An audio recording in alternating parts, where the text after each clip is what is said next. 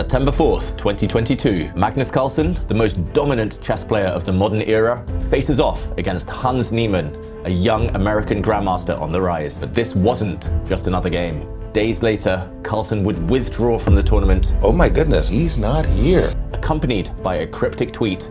If I speak, I am in big trouble. The rumors were intensified further when they met in the Champions Chess Tour. Magnus has resigned. This is a bigger statement than the tweet, I think. And the chess world would spiral into one of its biggest ever scandals. It's a scandal rocking the chess world. Accusations, investigations, and controversy followed. Have you ever used anal beads? $100 million lawsuit. But what really happened at the board? Let's break it down.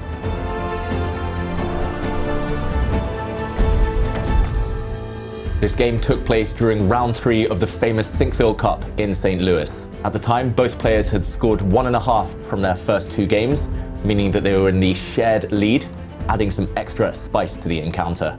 Magnus, with the white pieces, started with d4, and he tried to push the game into territory that he was having a lot of success with at the time.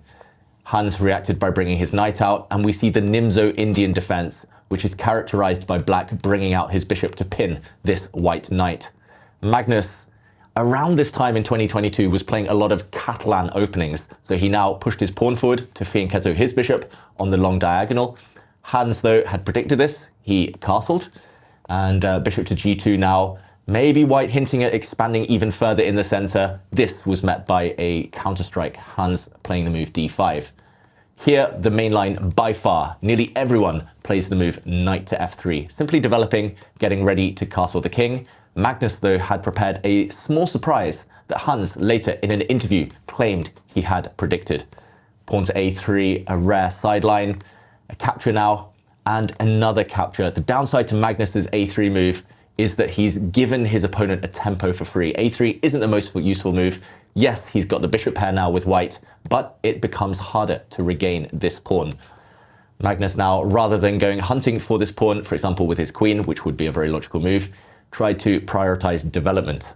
He brought his knight out, Hans struck in the center, Magnus castled, and a trade in the center. This is where Magnus first started to really think in the game. He decided to take the pawn with his queen. Instead, taking with the pawn looks very logical, but it makes it harder later to regain this pawn on c4, which has become passed. Going back to the game, Magnus instead captured with his queen, hoping now for a queen exchange. You might wonder, why? Hans resisted trading off the queens here. The answer is simply that Magnus's knight becomes super strong. The knight might come to b5 later into c7 to trap this rook in the corner.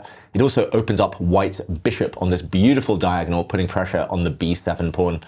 It also makes it harder for Hans to develop his knight. So instead, Hans prioritized his piece development, brought his knight out, allowing Magnus to regain the pawn that had been earlier sacrificed. And here, it looks very level, Hans pushing his pawn forward in the center. White has the bishop pair, but in return, black has 2 targets on the queen side. White has shattered pawns, and watch out, that soon becomes a very important feature. Magnus now brought his bishop out. Hans tried to kick it away, but after the move rook to d1, hitting the black queen, this is where the genius of Hans Niemann in the opening came to the fore. He found a very strong counter. He played the move bishop to e6, ignoring the threat on his queen, hitting the white queen instead, and we saw a queen exchange. Magnus now couldn't really keep the queens on in a good way. Queen to b5 looks very tempting going after a pawn, but the black queen could simply move. Maybe the best move even being a challenge of the white queen. Since the white bishop is hanging, queens would come off the board anyway. Instead, Magnus now decided to take the black queen. The white queen disappeared, a trade of rooks, and this pressure on the white bishop forced Magnus to give back the bishop pair, shattering the black pawn structure on the king side in the process. But it's far harder to attack these black weaknesses than it is for Hans now to attack Magnus's weaknesses on the queen side. We now saw the move king to f1, just defending this pawn in the center. Here, rook to d8, occupying the open file. Hans playing very easy natural moves for now. Magnus just trying to keep things tight, keep things covered. And here, a trade of rooks rejected by Hans Niemann. A really classy moment. I think a trade of rooks would have pretty much guaranteed a draw. So it shows already, as early as move 19, Hans Niemann had no fear for his strong opponent. He wanted to take down Magnus. He kept the rooks on the board, There's a clear target now on the c3 square. Magnus dropped his knight back, the bishop retreated, and Magnus tried to confuse things. He pushed his pawn forward to c4, we'll break that down in a moment, but instead, a better move would have been to spring forward with the white knight, hitting this loose pawn with the idea that after f5, he can jump in even further. And engines, computers, point out that this position is still holdable for white, taking this pawn on b7, with the idea that more trades will guide the game towards a rook and pawn ending with drawish tendencies. Yes, white is a pawn down, as he was soon in the game, Magnus Carlsen, but higher chances to hold this position. Instead, again going back, he played the move c4. This was captured duly by Hans Niemann, and the sacrifice here was to try and unleash the white rook first of all, and next the white bishop. Pressure potentially on this f7 pawn if white can line up with his rook. This was stopped by Hans. And now Magnus goes pawn hunting. This isn't too effective, it must be said. The pawn simply steps forward. Magnus unable to really use his king. If his king ever steps across, the bishop might get pinned. So Magnus just playing with 2 pieces alone. And this is not enough compensation for the pawn that he's down. f5, rook to e8, really helping black, if anything, push forward. Here, Magnus made his first big, significant mistake of the game. Yes, he's a pawn down, but the drawish tendencies, the drawish nature of the position should still ensure an element of safety, but not after this next move. g4, a bit careless. The idea is logical to undermine this pawn, and in turn, the pawn in the center on e4 would drop. For example, a capture here. White could take with his bishop, take with his rook in the center, and the game goes on. But Magnus had missed this move. Really clever from Hans. Rook c5, kicking away this bishop. The bishop retreated. Maybe not the best move. Maybe it should have been defended by the white rook. But now knight into c4, attacking this loose pawn, and there was just one glimmer of hope. After this missed opportunity for Magnus, it was so difficult to fight back. What he should have done is capture this knight. And at first glance, this looks hopeless. After a recapture, yes, Magnus gets the pawn back, but suddenly his whole queenside drops. Here, he would have had to see a dozen, maybe even further, more moves into the future. Rook to b8 would have been necessary, and now rook b6, the key, cutting off the black king. And now the idea is to play h4. Black's pawns are somewhat frozen. And here, for example, if black continues to move to support these pawns, the whole concept is to block in the black king. This would have given Magnus great drawing chances, fighting against Hans's passive king. Rook endgames, trust me everyone, the best chance to draw when you're down on material. Instead, Magnus not trading off this powerful knight. He pushed his pawn forward to a4.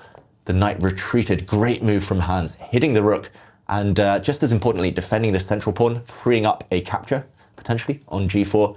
Magnus dropped his rook back. There was a capture, and now when the knight was hit, the most brilliant move from Hans of the whole game, the star move. He ignored the hit on his knight, maybe something that Magnus had missed here, maybe Magnus assuming the rook had to go passive, for example, but e3, boom, this was the move that clinched a significant advantage here. The threat is simple, checkmate, but the hidden point is that if the knight is captured, Magnus actually took this pawn, but if he had taken the knight on d6, there would have been a check, and the block could have been met by a simple recapture. And at the very end, when the dust settles, a new queen is about to enter the board. Magnus therefore had to capture this pawn on e3, but this created a beautiful square for the black knight, an outpost in the center of the board. Knights blockading isolated pawns, doubled pawns, that's where they want to be. And again, the threat has been renewed against the white king. Magnus tried to sidestep, not many other good ways to dodge that check without walking into forks. Now we see another check and a double attack, hitting this bishop in the corner, hitting the pawn on e2 as well. This pawn on f7 has been hanging for a while, we should mention. Taking it with the rook with check doesn't really get the job done. Magnus here would be left really lacking in coordination. The king keeping an eye on this rook, the rook keeping an eye on this bishop, everything hanging in midair. Instead, the pawn was captured by the bishop. Hans took a pawn on e2 with check. The king stepped back. Another check, and again we see Hans Niemann playing for the win. Instead of repeating the position with a flurry of checks and agreeing to a draw, he moves his king out of dodge here, out of the 7th rank, no more discovered checks, and it's clear black has the advantage. For now, it's 4 versus 3 in terms of pawns. Hans up 1 pawn, but simply the might of the rook The knight here even, and the rook, and the black king coming into the center. It was just too much for Magnus's army. The white king passive, that is the key factor. Rook to d2, a really nice pin. Hans showing pinpoint accuracy now. Magnus got out of the pin with a check and came back, threatening now to capture this knight with a check. The knight duly moves out of the way. And note how there are tricks in this position. Magnus gave a check with his bishop. This looks like a blunder from Hans. A discovered attack against the black rook, but the bishop doesn't need to be captured. Hans moved out the way with his king. Really nice little detail here. A rook trade met by this knight fork, simplifying the equation here, just getting closer to an endgame where black's extra pawns will count. The king moved. It captured now, and Magnus fixed this pawn on a light square. Hans now only had one winning move, only one way to keep the advantage, but of course, he found it. The key move here, the killer silent move, really sophisticated stuff, king to e5. The idea is simple, stopping bishop to d5, covering the square the bishop can use to attack black's queenside pawns. Without this idea, Magnus had zero counterplay, and that plays out in the rest of the game. The king stepped forward, a knight check, the king dropped back just to protect this central pawn, but leaving this pawn on the edge of the board hanging. This pawn was captured, e4. This was also captured, and yes, Magnus got around in the end to the queenside pawns, but Hans, despite not using much time on his clock, had calculated all of this so accurately. He'd seen that the knight gets back just in time to attack this pawn in the corner. If not, Magnus would have had great chances of fighting back, but now the pawn drops, and yes, the knight is caught on the edge of the board, it's trapped, caged by the white bishop, but the advance of these pawns makes this game, the result, inevitable. h5 played, Magnus attacked that pawn and dropped back, but before waiting for Hans to push his pawns forward towards victory, here Magnus threw in the towel, he resigned. This was a great result by Hans Niemann, taking down the world champion at the time. For Magnus, a heartbreaking defeat. It's rare to see Magnus lose with the white pieces, let alone be outplayed in an endgame. There's no doubt that Hans Niemann played some brilliant moves in this game, and since 2022, he has established himself as a world-class player with a rating over 2,700. Of course, there was a lot of drama in the fallout to this game, and a new Netflix documentary is slated to drop in April to reveal more details, more backstory about just what happened. More importantly though, what do you think about this game? Drop your thoughts in the comments below.